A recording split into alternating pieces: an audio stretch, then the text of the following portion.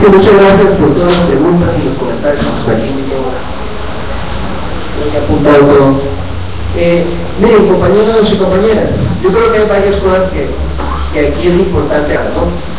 Tal vez el principal error que yo he cometido es ceñirme demasiado a la agenda de la actividad, ¿no? Que efectivamente esto en principio era para hablar de la reforma procesal laboral y de lo que está pasando en la ley de con esa reforma.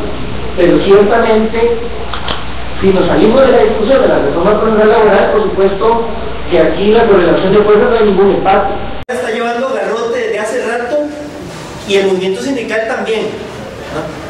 Por supuesto que hay un reflujo evidente después de la derrota del TLC en la movilización popular y que no logramos sacar gente a la calle. Y por supuesto que vienen amenazas gigantescas que las vamos a combatir con todo en la Asamblea Legislativa y en las calles y en las comunidades.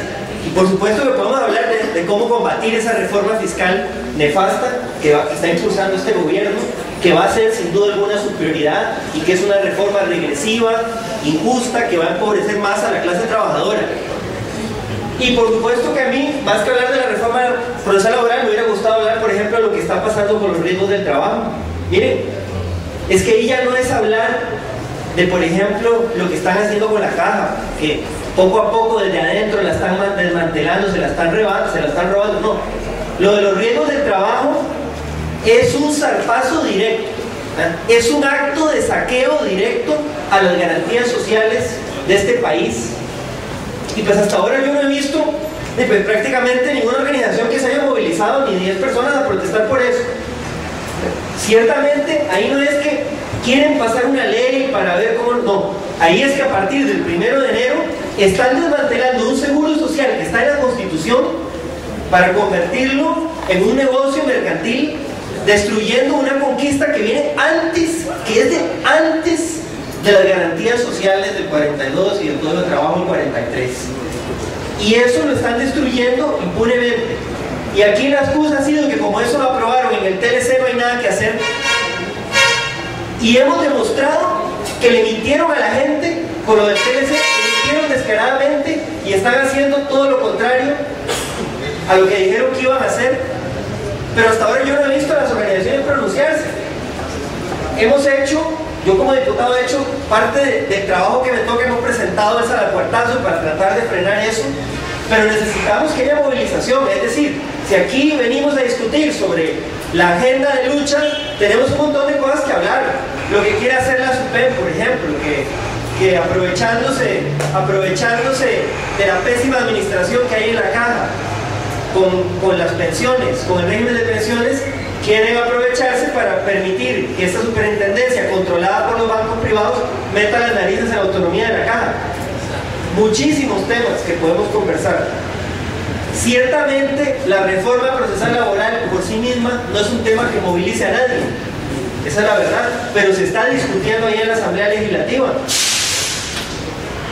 Si vamos a hablar de un programa de lucha, habría que hablar de otro montón de temas como estos que les he mencionado. Hablando concretamente de la reforma, yo quiero plantearles algunas cosas concretas, aclaraciones concretas y puntuales. Ese proyecto no ha sido aprobado. Es falso que un proyecto dictaminado en comisión es equivalente a que ya está aprobado y no hay nada que hacer.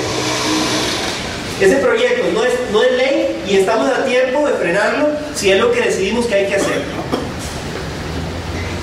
Nosotros, por una decisión táctica, decidimos permitir que se dictaminara en la comisión. Pero eso no quiere decir que estamos dispuestos a permitir que se apruebe así como está, o que ya está aprobado, o que no hay nada que hacer. Eso es falso. Una ley no es ley hasta que no se vote en segundo debate.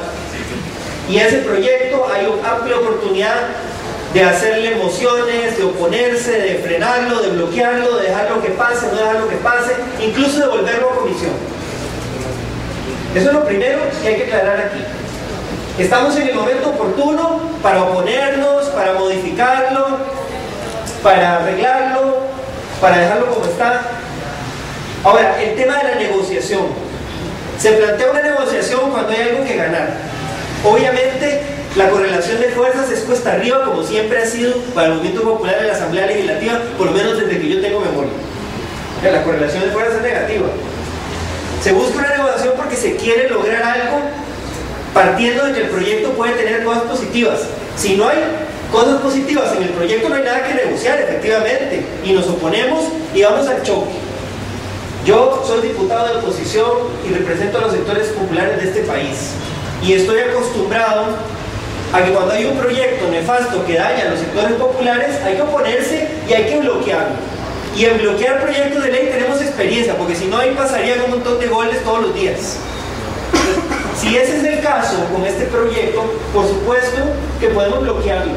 Podemos llenarlo de cientos de miles de mociones y hacer ahí la discusión, 15 minutos por moción, con 15 minutos por revisión, y tendrían que llevarse semanas, o aplicarle la vía rápida como hicieron con las leyes del TLC, que no creo que tengan los votos para hacerlo, o bien concentrar la agenda legislativa en discutir este proyecto, y ahí ese proyecto efectivamente lo podemos frenar. Y yo sí creo, compañera, bueno, que he dicho que hay distintos criterios, yo sí creo que el Poder Ejecutivo tiene un interés, pero no es su tema estratégico.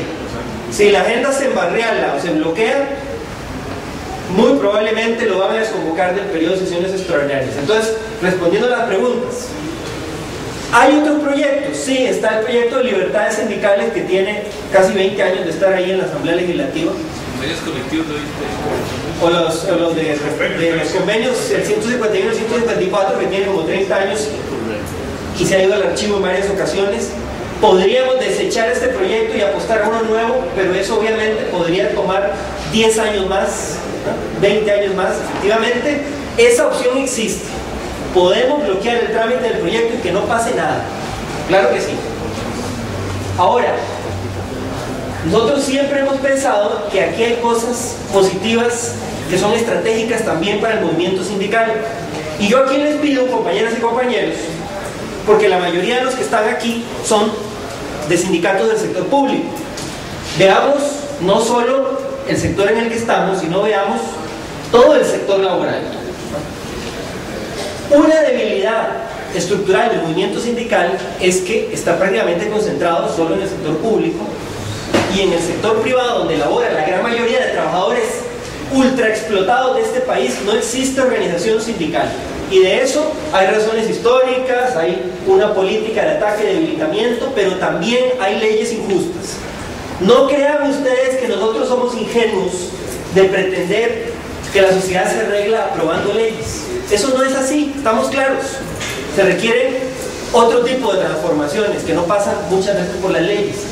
Pero hay casos de leyes, de reformas, que sí pueden resultar estratégicas para recobrar fuerza, para fortalecer movimientos, para fortalecer capacidad de organización y movilización. Y en el tema de la libertad sindical, yo por lo menos estoy convencido de que sí hay reformas que son estratégicas para nosotros. Miren, compañeros y compañeras, en este país hay una masa de trabajadores explotados del sector privado que no tienen ninguna posibilidad de organizarse, aunque hagamos un fondo para promover y tener más promotores sindicales. No tienen, porque no existen mecanismos de protección que les permitan organizarse. Todos los días llegan a mi despacho, y aquí los compañeros de COSIVA no me dejan mentir, denuncias de trabajadores que formaron una seccional de un sindicato en una bananera, en una piñera, y los despidieron impunemente, y no hay forma de reinstalarlos, aunque la ley dice que hay que hacerlo.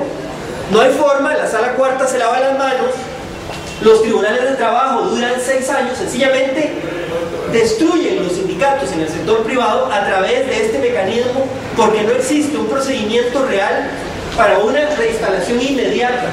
Esto no es una cosa menor, compañeros y compañeras.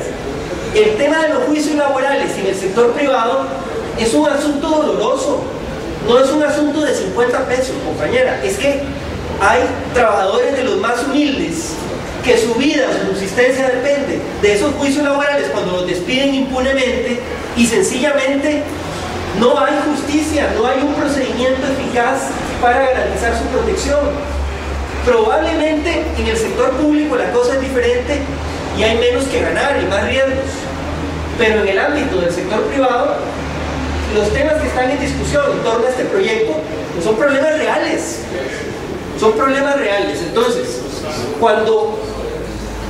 si ustedes me preguntan a mí, cuál sería la principal reforma que habría que hacer para permitir que se fortalezca la organización sindical en el sector privado, yo estoy convencido de que hay que crear un procedimiento expedito que permita la protección inmediata del trabajador que intenta sindicalizarse y es perseguido y es discriminado, y ese procedimiento no existe. Se crearía con el proyecto, pero obviamente está puesto en el proyecto, pero obviamente en el proyecto también hay otras cosas que no nos parecen, que no nos gustan. Pero este sí es un tema, lo que yo quiero plantear es que no se trata de negociar para dar concesiones o para renunciar a derechos. Es que si coincidimos en que este es un tema estratégico para nosotros, tiene sentido buscar que se apruebe alguna reforma. Si no hay ningún tema que pueda ser estratégico, pues no tiene sentido y sencillamente nos oponemos al proyecto. Esa es la decisión que el movimiento sindical tiene que tomar. Nosotros, yo represento un partido y una fracción que somos respetuosos de las decisiones de las organizaciones sociales y estamos comprometidos con sus luchas. Si ustedes deciden que lo que hay que hacer es enterrar ese proyecto porque no sirve para nada, tengan por seguro que lo enterramos. Tengan por seguro que lo enterramos. Pero no perdamos de vista que existen reivindicaciones que son estratégicas y que tenemos que resolver. Decía la compañera Ferrer, que me parece de lo más interesante, ¿no?, de lo más lúcido que he escuchado aquí. Decía ella, miren, es que ¿qué derecho de huelga vamos a discutir en el sector privado si hay una inmensa masa de trabajadores que no tienen ninguna posibilidad de formar un sindicato? Totalmente cierto. Pero vamos a lo mismo, o sea que es un círculo vicioso, que es primero el huevo y la gallina. ¿Por qué no hay organización en el sector privado? Será solo porque no tenemos promotores sindicales, pero hay sindicatos que sí los tienen. Y todos los días dialogamos con ellos sobre cómo las leyes injustas están permitiendo que los trabajadores sean oprimidos impunemente y que no puedan organizarse.